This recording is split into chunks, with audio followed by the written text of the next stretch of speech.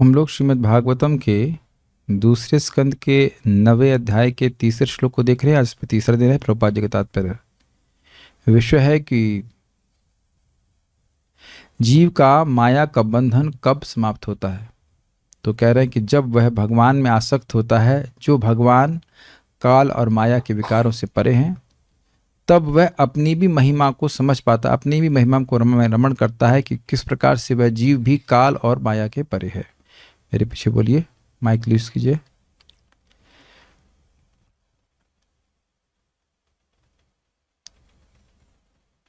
क्या नहीं मिला श्लोक आपको?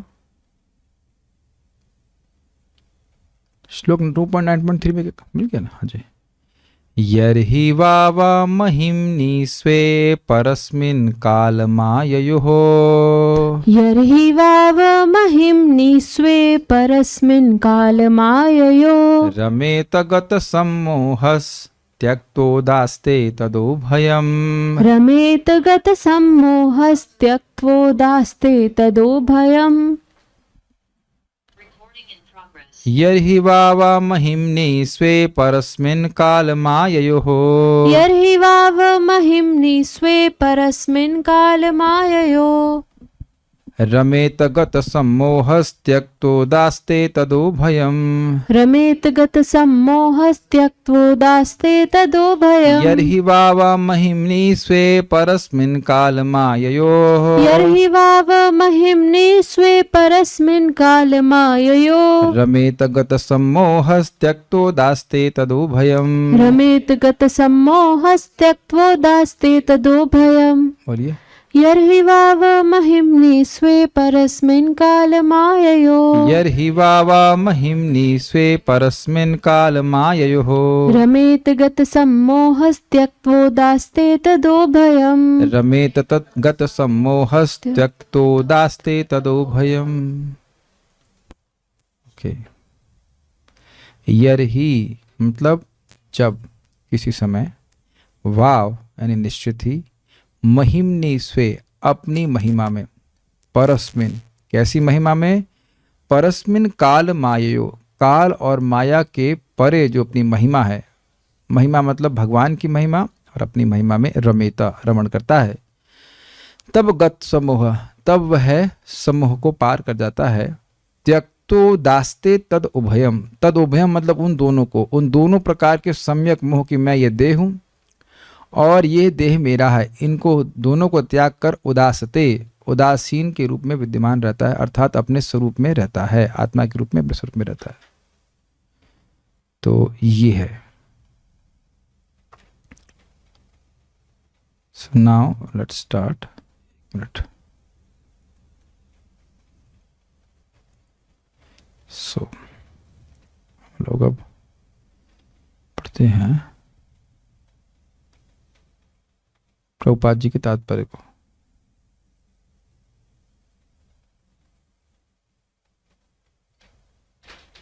तात्पर्य, मैं तथा मेरा, जीवन के ये दो भाव दो श्रेणियों के मनुष्य में प्रकट होते हैं।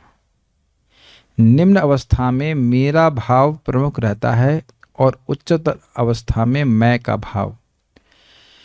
पशुओं में मेरा भाव कुत्तों तथा बिल्लियों तक में देखा जा सकता है, जो इसी मेरा भाव की भ्रांति के अंतर्गत परस्पर लड़ते रहते हैं।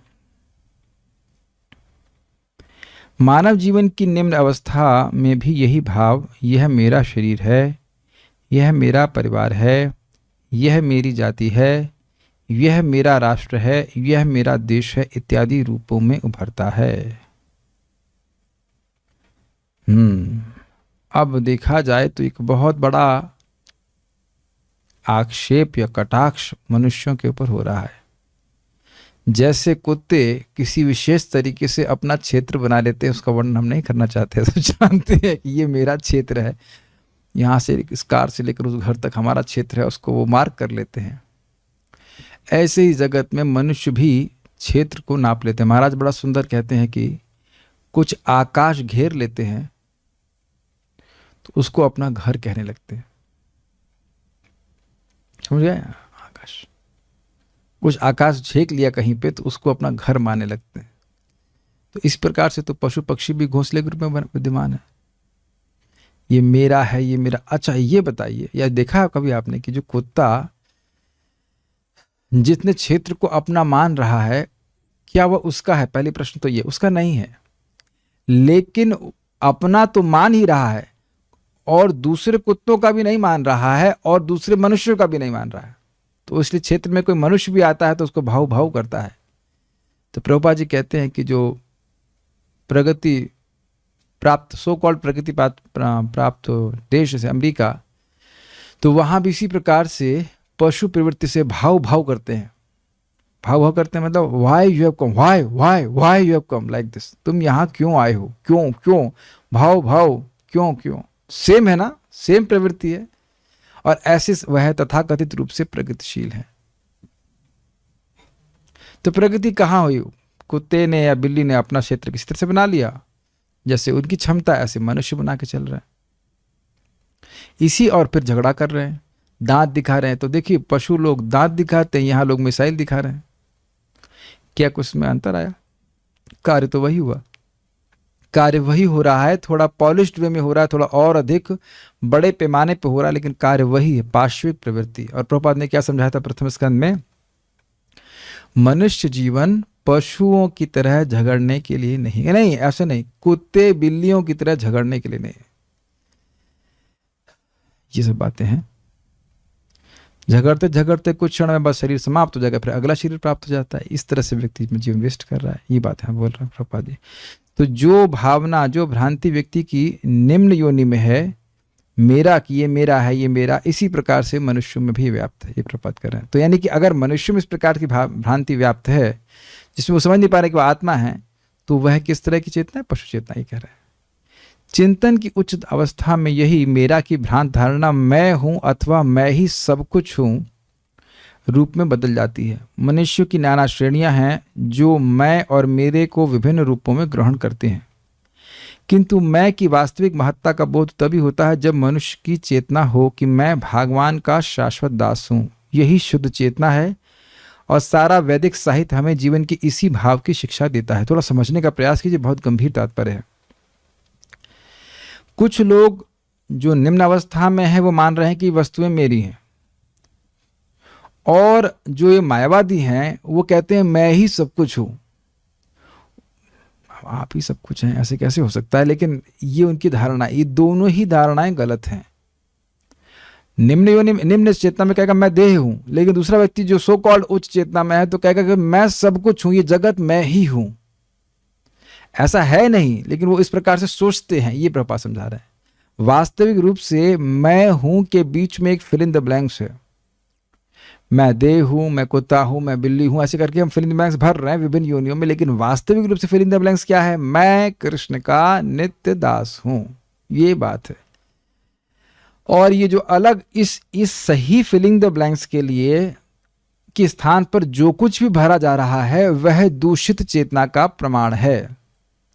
मेरी भाषा बिल्कुल समझ में आ रही है कि मैं स्त्री हूं, मैं पुरुष हूं, मैं बुद्धिमान हूं, मैं ये हूं, मैं वो हूं। कृष्ण के सेवक के अलावा जो कुछ भी हमारे चित्त में आ रहा है, उस फिल इन द ब्लैंक्स में आ रहा है, मैं हूं के बीच में जो कुछ भी व्यक्ति भर रहा है वह उसकी दूषित चेतना का ही लक्षण है। मैं जगत हूं, मैं ये हूं, मैं वो हूं, जो कुछ भी है, मैं कृष्ण का एक तुच्छ दास हूं, नित्य तुच्छ दास हूं। ये बात, इसके अलावा जो कुछ भी आ रहा है वो गलत है। इसका मतलब है कि हमारी चेतना दूषित है। ये एकदम लिटमस टेस्ट इंग्लिश में कहा जाता है कि हम अगर अपने आप को भगवान के सेवक के अलावा कुछ भी विचार कर रहे हैं कि हम ये हैं, तो अभी हमारी चेतना को शुद्धता की आवश्यकता है। इसको बहुत सिंपल है, जैसे थर्मोमीटर में आदमी देखता है कि भाई 104 है, 103 है, 102 है, ये सिंपल है। अब 102 बुखार है तो है, उसको नेगेशन करने से, उसकी खंडन करने से काम नहीं चलेगा, उसकी दवा की जानी चाहिए। हम सुन रहे हैं कि हम कृष्ण के सेवक हैं, लेकिन अनुभूति अगर नहीं हो रही ऐसा, तो इसका मतलब है कि व्यक्ति का चित्त शुद्ध नहीं है। ये बात है। अब यह प्रभुपाद ने क्यों कहा कि सारा वैदिक साहित्य हमें जीवन की इसी भाव की शिक्षा देता है? अब ये बड़ा रुचिकर बात है। देखिए, लोग कह सकते हैं कर्मकांड में तो नहीं बता रहे कि कृष्ण भगवान है, ज्ञान कांड में तो आत्मा के बारे में बता रहे हैं, तो आप यह क्यों कह रहे हो कि सारा वैदिक साहित्य हमको इसी चीज की शिक्षा दे रहा है कि तुम कृष्ण के सेवक हो? देखिए, जीवात्मा जो भगवान से बहिर्मुख है वह तुरंत इस बात को स्वीकार नहीं कर सकता है कि वह कृष्ण का सेवक है। तो कर्मकांड के द्वारा उसको देवताओं को स्वीकार करने की ट्रेनिंग दी जाती ताकि उच्चतर अथॉरिटी को स्वीकार करने का उसको प्रशिक्षण प्राप्त हो जाए। फिर धीरे धीरे वो नियमों का पालन करता है तो फिर धीरे समझ में आता है कि तुम आत्मा हो। ज्ञान कांड में बताते हैं धीरे धीरे धीरे धीरे करके जब उन सब नियमों का पालन करके कई जन्म में वो शुद्ध होता है तब बहुनाम जन्मनाम अंते ज्ञानवान माम प्रपद्यते वासुदेव सर्वमिति स महात्मा सुदुर्लभ।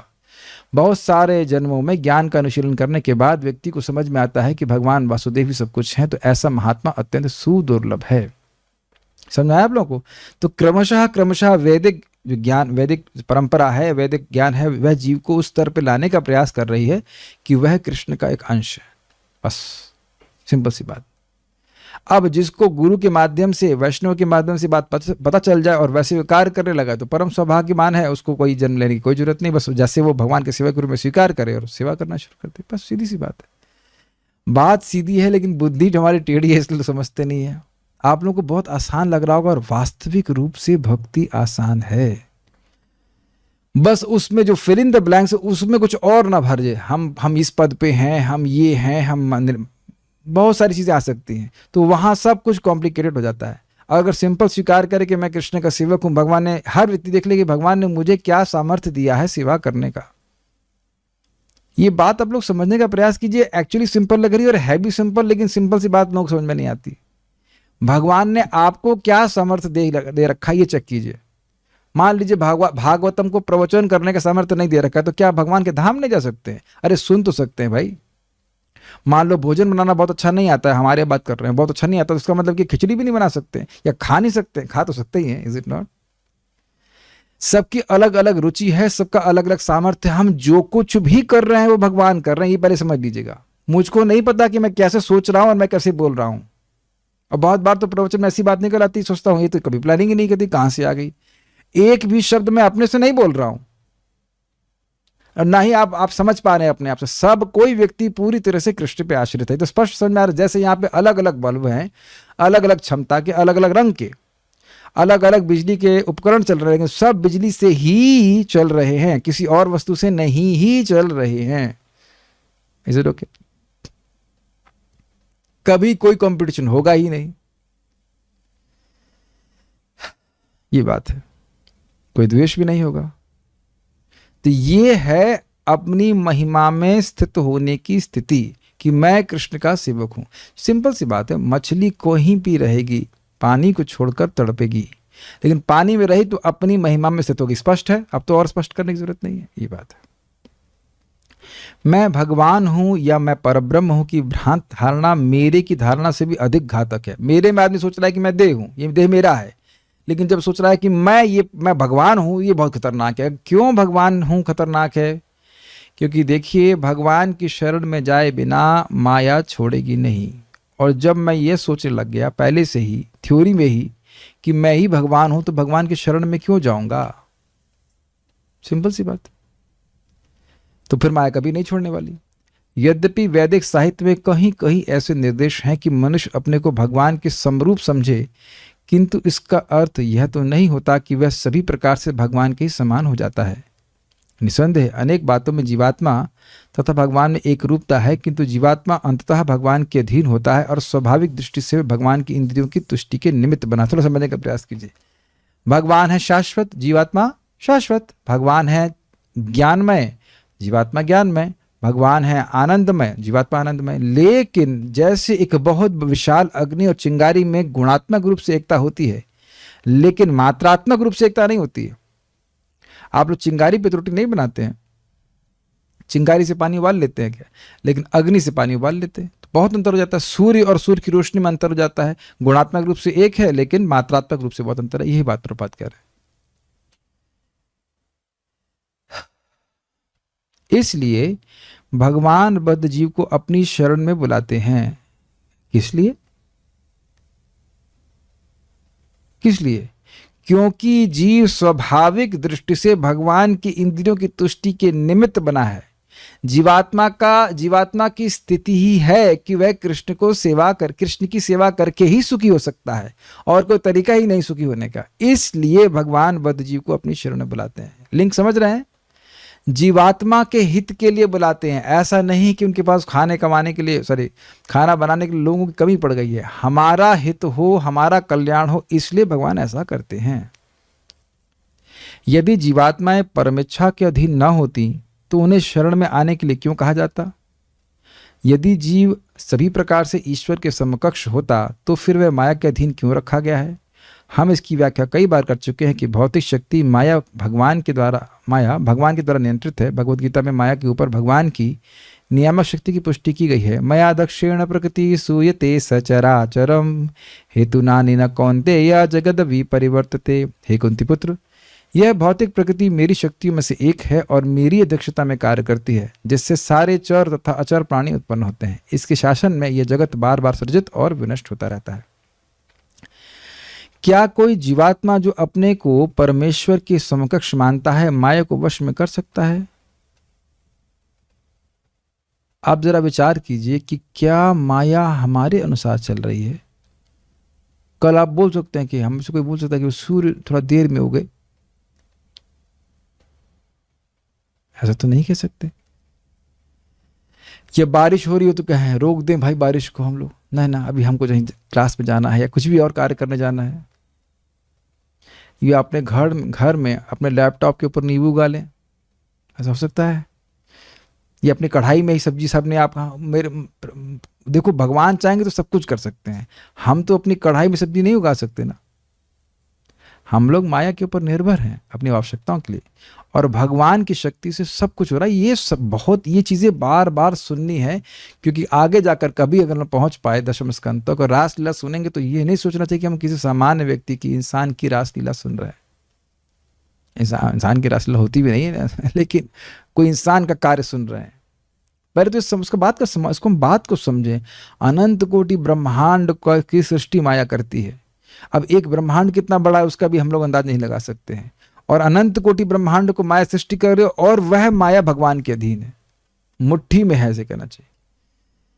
कितने शक्तिशाली भगवान है, एक अंदाज लगा सकता है। और जीवात्मा यहां से हल्ला कर रहा है, हमको तो यह भी नहीं पता है कि अगला जन्म कहां होगा।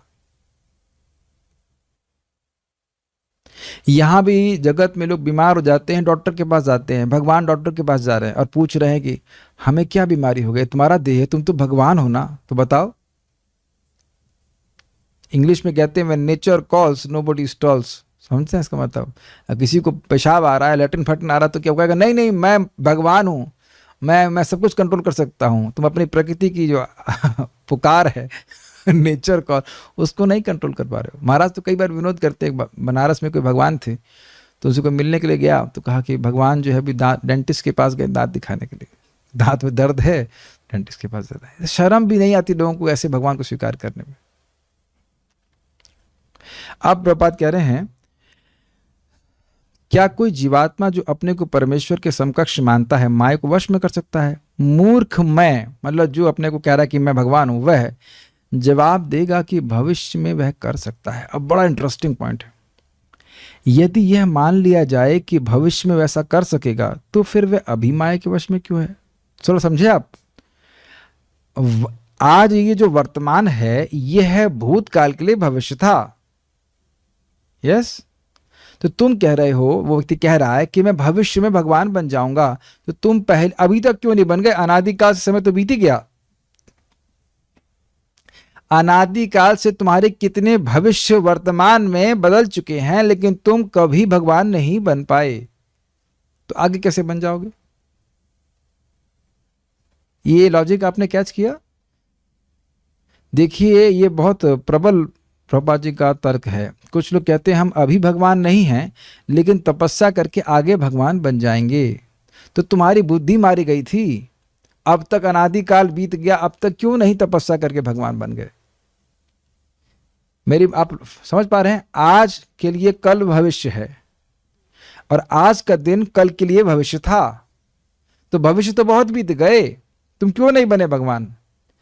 हमेशा ध्यान रखिएगा, असाध्य लक्ष्य को साधने के लिए कोई साधना नहीं होती। हम भगवान के सेवक हैं ही और उनकी सेवा करनी है, ये तो कठिन बात नहीं है। लेकिन भगवान बनने का प्रयास करेंगे तो ये असंभव बात है, ये इसके लिए कोई साधना है ही नहीं। और यहाँ तक कि ऐसे मूर्ख ये भी कहते हैं, जैसे देखिए मुझे प्यास लग रही है तो मैं कह दूंगा कि नहीं मुझसे ही जल आ रहा है, मुझे प्यास, एक मिनट रुकिए, मुझे प्यास लगती है तो मुझे पानी की जरूरत पड़ती है। भगवान तो अपने शरीर से ही क्या कारण सागर की सृष्टि कर देते हैं, अंतर नहीं है। उसी का गंगा जल हम लोग पीते हैं, भगवान का पसीना कह लीजिए, भगवान का पसीना कितना अच्छा होता है। गंगा जल आप लोग पिए होंगे, एक मिनट।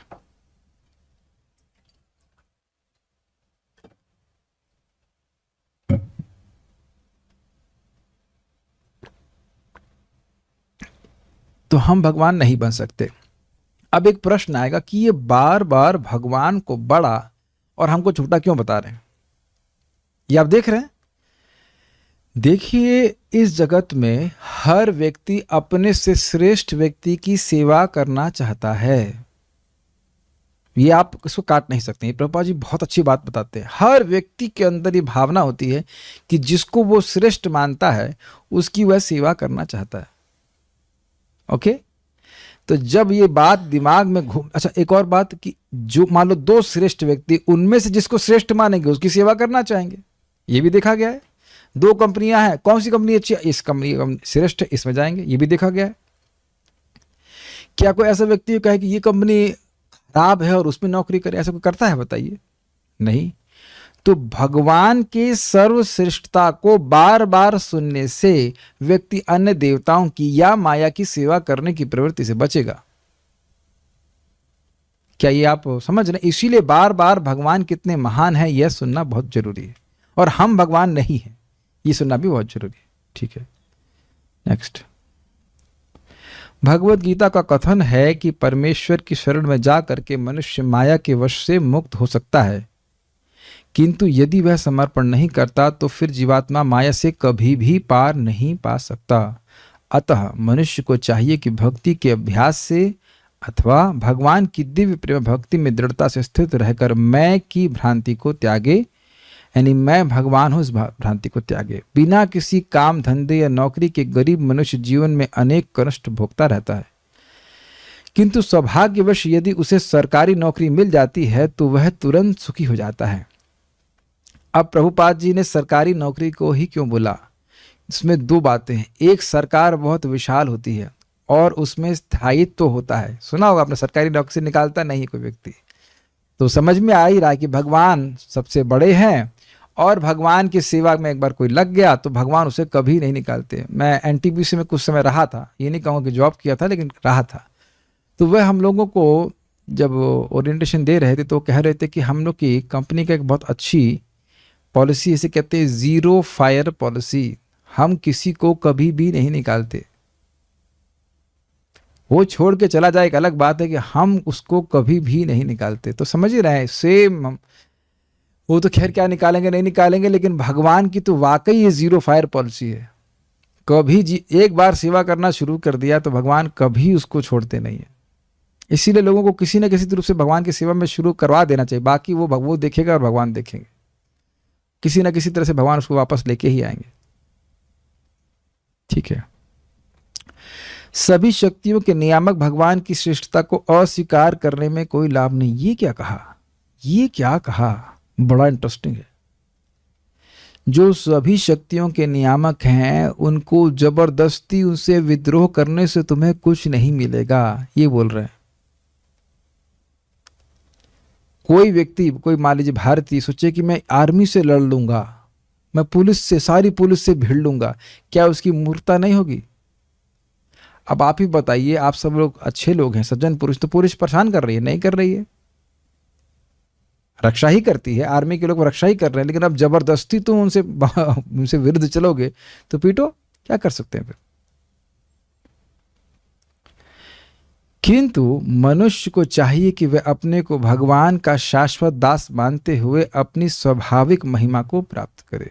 बहुत सिंपल सी बात है। जैसे प्रभुपाद ने भी उदाहरण दिया, एक रिक्शे वाला है, सामान्य व्यक्ति है, कदाचित किसी तरह उसको सरकारी नौकरी मिल गई तो वाह, वैसे कहते ना बल्ले बल्ले हो गया उसका, बिल्कुल अब कहाँ पहुँच गया, ये हो गया वो हो गया, सब बोलते हैं। इस जगत में देखा गया कि कोई लड़का है आई शादी की तैयारी कर रहा है, एकदम गरीब अवस्था में है, लेकिन जैसे ही सिलेक्शन हो गया तो बस उसका पूरा ज़िंदगी ही चेंज हो जाती है। इसी प्रकार से बद्ध जीव कहाँ कहाँ भटक रहा है। वो देवता भी है तो भी अत्यंत हीन अवस्था में है वैकुंठ के पार्षदों की तुलना में, अत्यंत हीन अवस्था। 10,000 साल कुछ भी नहीं होता है ब्रह्मा जी के एक दिन में भी, और ब्रह्मा जी की परम आयु में क्या कहना, और शाश्वत जीवन में तो कहना ही क्या। शाश्वत जीवन में तो ब्रह्मा जी की परम आयु भी ऐसी है, और देवताओं की फिर। ये सब सुनेंगे, भागवत में सुनते रहेंगे तो इससे व्यक्ति इस जगत की उपलब्धियों से एकदम अनमनस्क हो जाता है। आज रोटी मिल गई, हाँ जी मिल गई। आज माला हो गया, हाँ जी हो गया। भागवत पढ़ ली, हाँ संतुष्ट रहो बस। और इतनी व्यवस्था भगवान करते ही हैं, सभी के लिए करते हैं। जब माँ के गर्भ में कर रहे हैं तो आगे नहीं करेंगे।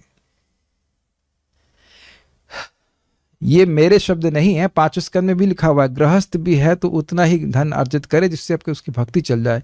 ज़्यादा पैसा कमाने के लिए बाकी जो होगा सो पैसे तो अलग बात है। ज़्यादा पैसा कमाने के ज़्यादा मेहनत नहीं करनी पड़ेगी, और वही समय भगवान की भक्ति से कटेगा। विचार कर ले व्यक्ति। जो लोग वृद्ध हैं उस बात को समझ ही रहे हैं कि जिस प्रकार की क्षमता युवावस्था में होती थी वैसी अब चाहकर भी क्षमता नहीं हो सकती। महाराज बड़ा अच्छा कह रहे थे कि परम पूज्य वृंदावन चंद्र महाराज कह रहे थे कि एक समय था कि महाराज चंद्रमा की रोशनी में पढ़ लेते थे। वो तो खैर अपना जीवन भगवान की भक्ति में समर्पित किए, लेकिन बोल रहे हैं कि अब पाठ करने में कठिनाई होती है। महाराज तो समर्पित है, मैं फिर भी बोल रहा हूँ कि महाराज खुद बोल रहे थे कि एक समय था कि चंद्रमा की रोशनी में पढ़ लेते थे। और जब युवावस्था में होते हैं तब आदमी सोचता ही नहीं कि वृद्धावस्था आएगी और शरीर इतना रोगी हो जाएगा कि एकदम चलने को नहीं होगा। आज ही मैं एक भक्त से मिला और मेरी उनके प्रति धारणा बिल्कुल हट्टे कट्टे की थी। मतलब स्वस्थ दिखे थे, 62 के हैं, बहुत ज़्यादा भी उम्र नहीं हुई, लेकिन अब ब्रह्मचारी ही रहे। और भी बस 5 महीने, हाँ फरवरी में देखा होगा, अभी 3-4 महीने पहले मेरे को देखा, एकदम ऐसा लग रहा है कि बिल्कुल सूख गए, बिल्कुल से हड्डी हड्डी से हो गए। आई वाज शॉक्ड कि कैसे ये देह तुरंत धोखा दे सकता है। 3-4 महीने में व्यक्ति बिल्कुल मरणासन अवस्था में आ सकता है। तो हमारी भगवान का शाश्वत दास होना ये उसकी स्वाभाविक महिमा है। महाराज बता रहे थे कि ये नहीं, प्रभुपाद जी लेक्चर में बता रहे थे कि ये जो मायावादी लोग हैं ये वैष्णव पे आक्षेप करते हैं, you have slave mentality. Slave mentality, slave समझते हैं मतलब दास। तो हाँ, तो सही बात है ना, क्या दिक्कत क्या है। लेकिन किसके सेवक है ये समझना होगा। बार बार कठिनाई ये होती है कि लोग सोचते थे इस जगत में दासत्व तो बहुत खराब है, स्वामी हमें बहुत परेशान करता है। ऐसे भगवान की धाम में भी होता होगा। लेकिन आप देख रहे हैं कि अर्जुन दास हैं, कृष्ण स्वामी हैं, लेकिन वही आज्ञा दे रहे हैं। तो वहां पे आध्यात्मिक जगत में दास और स्वामी में ऐसा प्रकार का भेद नहीं होता है। बद्ध जीवन में जीवात्मा माया का दास रहता है, किंतु मुक्त अवस्था में भगवान का शुद्ध अकिंचन दास रहता है। भगवान की सेवा करने के लिए आवश्यक है कि प्रकृति के गुणों से अप्रभावित रहा जाए। जब तक मनुष्य मनोरथों का दास है वह मैं तथा मेरा के रोग से पूर्ण रूप से मुक्त नहीं हो सकता। इसका क्या मतलब है? मनोरथ मतलब मानसिक कल्पना, मैं भगवान हूँ या मैं देह हूँ, इस प्रकार की भावना से अगर वो युक्त रहेगा तो वह भगवान की सेवा नहीं कर पाएगा। तो आप कहेंगे कि हम जब इस भावना से युक्त हैं तो भगवान की सेवा कैसे करेंगे? शास्त्र श्रवण करके शास्त्रीय बुद्धि से युक्त होकर व्यक्ति भगवान की भक्ति करे। बुद्धि बिल्कुल स्ट्रांग हो जाए कि मैं देह नहीं हूं, मैं जो भी कार्य करूंगा मैं भगवान की सेवा के निमित्त करूंगा। और अगर बार बार ऐसा करता रहेगा तो ये भावना जो स्वाभाविक भावना है यह प्रकट हो जाएगी। पता नहीं समझ में आ रहा है कि नहीं, लेकिन ये भगवत गीता में तो बिल्कुल प्रत्यक्ष रूप से बार बार इस बात को चर्चा हो रही कि इंद्रियों को संयमित करेंगे तो आत्मज्ञान अपने आप प्रकाशित होता जाएगा। मतलब भगवान की सेवा में लगाए रखेंगे तो भगवान अंदर से ज्ञान प्रकाशित करते रहेंगे। परम सत्य माया की शक्ति के द्वारा दूषित नहीं होता, क्योंकि वही उस शक्ति का नियंता है। अर्थात भगवान माया से प्रभावित नहीं होते। ये भगवान की महिमा के बारे में बता रहे हैं। आपेक्षिक सत्य माया से आवृत हो सकते हैं, आपेक्षिक मतलब रिलेटिव ट्रुथ, किंतु जब कोई परम सत्य का साक्षात्कार कर रहा होता है तो सर्वोत्तम उद्देश्य की पूर्ति होती है। जिस तरह सूर्य को समक्ष देखने पर सिर के ऊपर आकाश में सूर्य प्रकाश से पूर्ण रहता है, किंतु जब वह दृश्य आकाश में नहीं दिखता तो अंधकार छा जाता है। इसी प्रकार जब मनुष्य परमेश्वर के समक्ष होता है तो उसके सारे मोह नष्ट हो जाते हैं। गत सम्मोह शब्द की व्याख्या कर रहे हैं। और जो उनके समक्ष नहीं होता वह माया के अंधकार में रहता है। इसकी पुष्टि भगवद गीता में इस प्रकार हुई है। थोड़ा समझने का प्रयास कीजिए। अंधकार में जो नहीं होता है उसके भय से व्यक्ति भयभीत होता है। यस।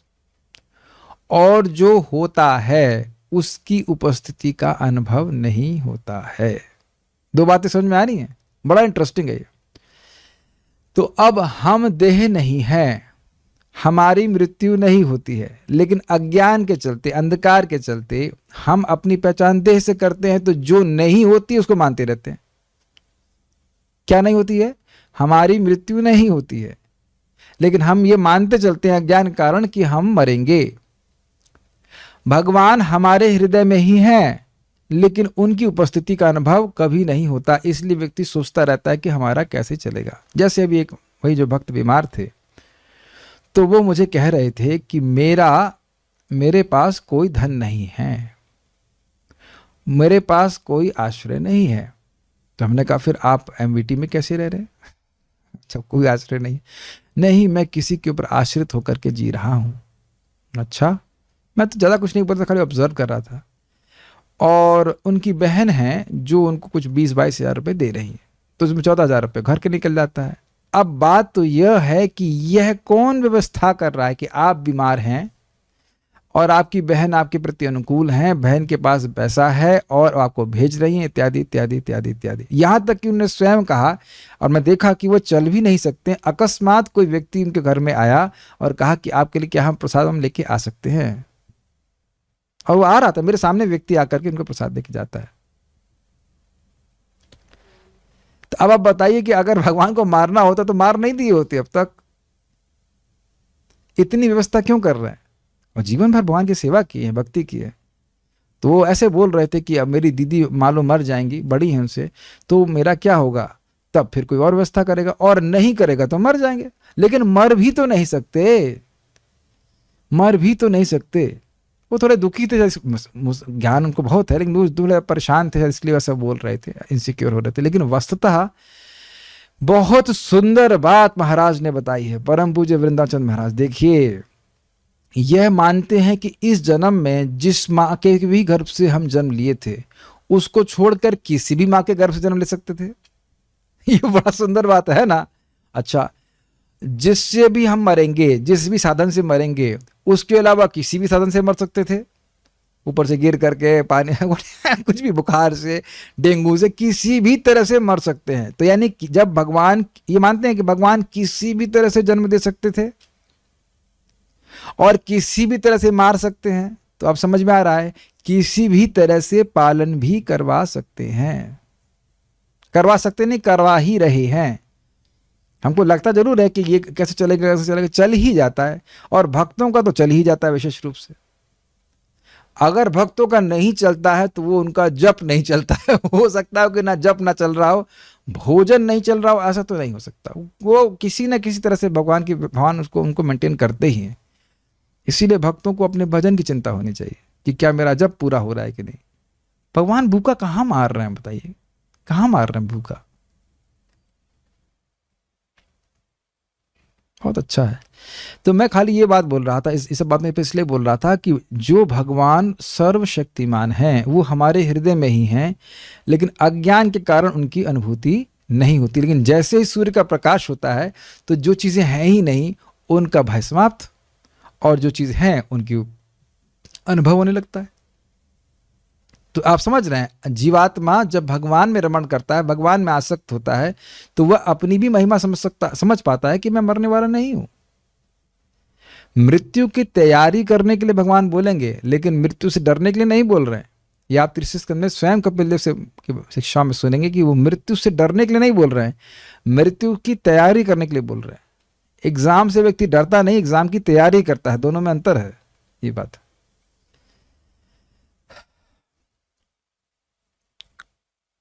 अब यहाँ पे वो कह रहे हैं कि कौन व्यक्ति भगवान की सेवा कर पाता। माम च यो व्यभिचारेण भक्ति योगे न सेवते सगुणान समतीत्येतान ब्रह्म भूयाय कल्पते। ये बहुत सुंदर तरीका बताया है भगवान ने जिसके द्वारा व्यक्ति गुणों के पार जा सकता है। क्या? माम च यो अव्यभिचारेण, अव्यभिचारी रूप से, अव्यभिचारी भक्ति योग से जो मेरी सेवा करता है। क्या मतलब है अव्यभिचारी? व्याभिचार का मतलब क्या है? पति की सेवा ना करके पत्नी किसी और पुरुष का संग करे तो उसको व्याभिचार कहते हैं। तो भगवान की सेवा छोड़ करके, भगवान की सेवा को संदर्भ में ना देखते हुए अन्य देवताओं की पूजा कर रहा है तो यह सब व्याभिचार हो जाएगा। तो ऐसा कोई करेगा तो वो गुणों के अंतर्गत रहेगा। लेकिन अगर भगवान की सेवा कर रहा है, भगवान की पूजा कर रहा है तो सगुणान समतीत्येतान, एतान गुणान समतीत्ययी, इन सभी गुणों को, तीनों गुणों को पार करके ब्रह्म हुआ कल्पते, वह ब्रह्मभूत अवस्था को प्राप्त कर जाएगा। ये बोल रहे हैं, ये सोल्यूशन, ही साधन है। कहने का अर्थ है कि भक्त समझे कि मैं जीवात्मा हूं, मैं इस देह से वास्तविक रूप से परे हूं, कृष्ण मेरे शाश्वत स्वामी हैं, मैं उनकी प्राप्ति के लिए उनकी सेवा कर रहा हूं। चाहे वो भागवत का श्रवण है, चाहे वो जप है, चाहे कुछ भी। सिंपल सी बात है, आपको लग रहा होगा सिंपल, लेकिन सारा कॉम्प्लिकेशन इसी बात को ना समझने के कारण है। ये बात है, लोग नहीं समझ पाते कि हम भक्ति कर क्यों रहे हैं। ऐसा नहीं कि वो जैसे घर में था ना, पहले वो अगरबत्ती घुमा दी और काम खत्म हो गया, वो उद्देश्य नहीं है। We want to go back to godhead, हमें भगवान के पास वापस जाना है, इस बिजनेस को बंद करना है। एनफ ऑफ दिस कहना चाहिए। ये यद्यपि सब लोग यहाँ बोलेंगे हाँ हाँ हाँ हाँ हाँ हाँ हाँ हाँ, लेकिन ये बात समझना इतना आसान है नहीं जितना कि लगता है सिंपल, लेकिन समझ नहीं आती कि हम भगवान के हैं, हम भगवान की प्राप्ति के लिए भगवान का भजन कर रहे हैं। सिंपल सी बात। खूब ठोक बजा करके सुनेंगे नियमित रूप से, तब बात समझ में आएगी। मुझे पता है कि दरवाजे के बाहर निकल के सब भूल जाता है व्यक्ति। फिर सुनना चाहिए, फिर सुनना चाहिए कि हम क्यों भक्ति कर रहे हैं। नहीं तो भक्तों के बीच में झगड़े क्यों देखे जाते हैं। अब यहाँ तो खैर मौका नहीं है, जूम पे तो कोई अपना जौहर नहीं दिखा सकता, लेकिन झगड़े का स्कोप नहीं इतना। लेकिन क्या जरूरत है और कुछ करने की।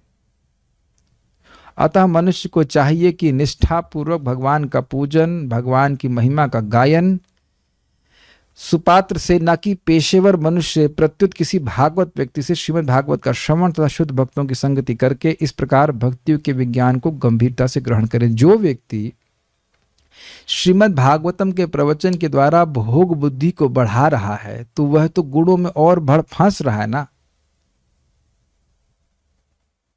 तो जब वो खुद ही गुणों में फंस रहा है और तो वो सुनने वाले को गुणों से मुक्त कैसे करेगा, अब बताइए। श्रीमद् भागवतम को जैसे प्रभुपाद यहां पढ़ा रहे हैं, एक श्लोक लेकर के पढ़ना, रोज समझना, ये इतना ज्यादा प्यूरिफाइंग है कि ये बोलने वाले और सुनने वाले को शुद्ध करके ही मानता है। आप भक्त लोग विचार कीजिए, पहले तो यह बताएं कि कितने लोग नियमित रूप से प्रभुपाद जी ग्रंथों को पढ़ते थे। आप पढ़ते थे कितनी देर के लिए? नॉर्मली 1 घंटा पढ़ते थे। वेरी गुड, तब तो बहुत अच्छी बात है। वैसे तो प्राय लोग इतना पढ़ते हैं नहीं, मैं भक्ति में आने के पहले की बात कर रहा हूं, तब पढ़ते थे। सॉरी, भक्ति में आने के पहले नहीं, मतलब इधर वृंदावन आने से पहले की बात कर रहा हूं। हाँ, बेस की बात नहीं कर रहा हूं मैं, जब आपका बेस चेंज हुआ, हम शादी की बात कर रहे हैं। शादी के बाद कितना पढ़ते? जी हाँ। कितना टाइम नहीं मिलता था?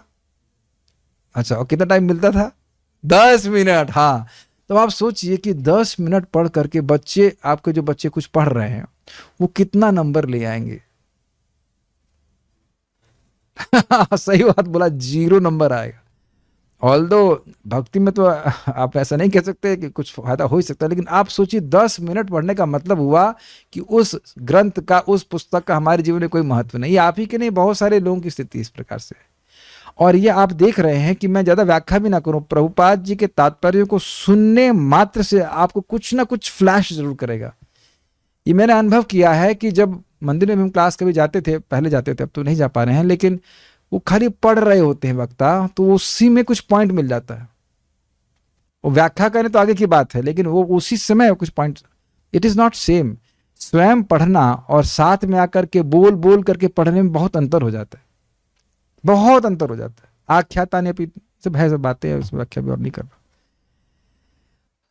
और मैं ये प्रत्यक्ष रूप से देख रहा हूं कि जो भक्त नियमित रूप से शाम को कथा सुनते हैं तो सुबह भी उनका उत्साह भक्ति का रहता है, वो पूरा मूड ही चेंज करता है, दिन में कुछ भी हुआ मूड पूरा चेंज हो जाता है। देखिए कल मैं मंदिर गया शाम को, तो एक भक्त अपना दुख सुनाने लगे, और वो दुख ब्रह्मचारी आश्रम का है, ब्रह्मचारी आश्रम में लोग दुखी होते हैं। तो मैंने कहा भाई अब मैं इंचार्ज नहीं हूँ, वो पीछे लगे नहीं आप बात करने। मैंने कहा भाई मैं नहीं हूँ उसका इंचार्ज, कुछ नहीं कर सकता हूं मैं आपकी सहायता, जो है अपने इंचार्ज अथॉरिटी से बात कीजिए। लेकिन वो बात रात तक मेरे दिमाग में घूमती रही। दैट मीन्स 10 मिनट्स, 10 मिनट उन्होंने दुख रोया, घूमती रही, ये ऐसा क्यों कर रहे हैं, वो ऐसा क्यों कर रहे हैं ये। तब मैं भक्त से बात कर रहा था, हमने कहा देखो मैं वो सुनता ही नहीं तो मेरे चित्त में आता ही नहीं, और आता भी नहीं है। हमारे आश्रम में केवल 2 ही लोग हैं ठीक है कि नहीं, तो सिंपल सी बात। और आप सब लोग अच्छे से भक्ति कर रहे हैं,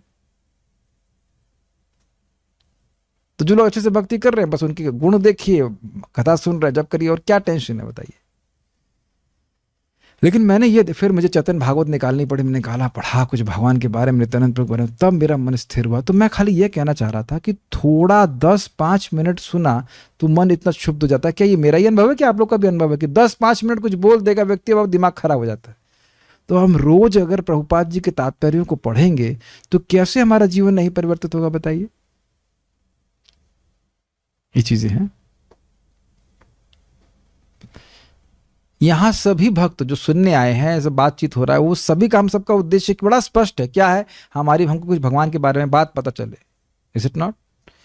ये चीज आप खरीद नहीं सकते, नहीं खरीद सकते। ये ना सुनने, ऐसे श्रोता को खरीदा नहीं सकता और वक्ता को भी नहीं खरीदा सकता। ठीक है, उसे मैं या मेरा की भ्रांतियों से गुमराह नहीं होना चाहिए। कर्मियों का मेरा भाव प्रिय है, मतलब ये वस्तु मेरी है, मेरी है, मेरी है। और ज्ञानियों को मैं भाव, अर्थात मैं भगवान हूं, मैं भगवान हूं, भगवान हूं। और ये दोनों ही माया के बंधन से मुक्त होने के योग्य नहीं है, न ज्ञानी और न कर्मी। श्रीमद् भागवत तथा मुख्यतः भागवत गीता, ये दोनों मनुष्य को मैं तथा मेरा की भ्रांति से उबारने के लिए हैं, और श्रील व्यासदेव ने इन दोनों को पतित आत्माओं की मुक्ति के लिए ही लिखा है। जीवात्मा को ऐसी दिव्य स्थिति में रहना चाहिए जहां काल तथा माया का वश ना चले। क्या मतलब है? भगवान की भक्ति। आप जानते हैं कि भगवान के वार्ता में जो लग रहा है उस पर काल का प्रभाव नहीं है, माया का प्रभाव नहीं है।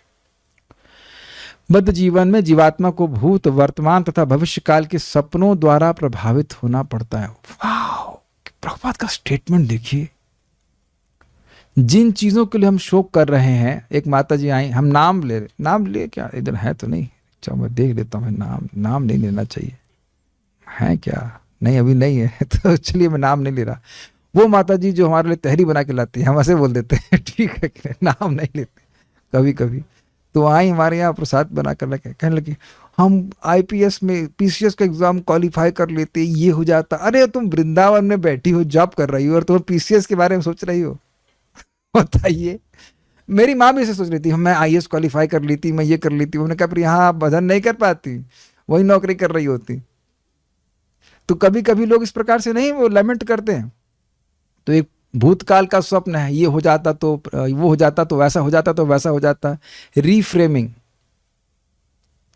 मुझे तो सबसे, मैं एक बात है, मुझे कभी इस प्रकार की रीफ्रेमिंग नहीं आती मन में कि ये हो जाता। वो बढ़िया सा जो जवानी कह सकते हैं, युवावस्था का बढ़िया सा समय था, वो भगवान की सेवा में चला गया। भगवान की कृपा से अभी भी चल ही रहा है कोई परिवर्तन नहीं, बल्कि और अधिक सेवा करने का मौका मिल रहा है। हमें तो कुछ रिफेरिंग लगती नहीं, बल्कि ये जरूर लगता है कि टाइम बर्बाद किया, कहाँ आईआईटी में गए और यहाँ गए वहाँ के, एकदम टोटल वेस्ट किया पढ़ाई, कुछ भी काम नहीं आती। वो संस्कृत पढ़ लिया होता तो और अच्छा रहता बाकी, लेकिन वह भी अब नहीं आता। भगवान का नाम जप किया, बहुत अच्छी बात है। बाकी तो सब कुछ स्वप्नवत है ना, सब कुछ स्वप्नवत। तो ये तो भूतकाल का सपना हो गया। और वर्तमान में सपने देख रहा है व्यक्ति, हम बहुत हीरो हैं, हम बहुत बड़े बन गए, हम बहुत प्रसिद्ध हो गए, या ये कुछ भी और बात। और फिर भविष्य में सोचता है। एकदम भक्तों को मैं समझता हूं, अगर भागवत सुन रहे हैं रोज, तो ये दिखता होगा कि हमें भगवान के धाम वापस जाना है।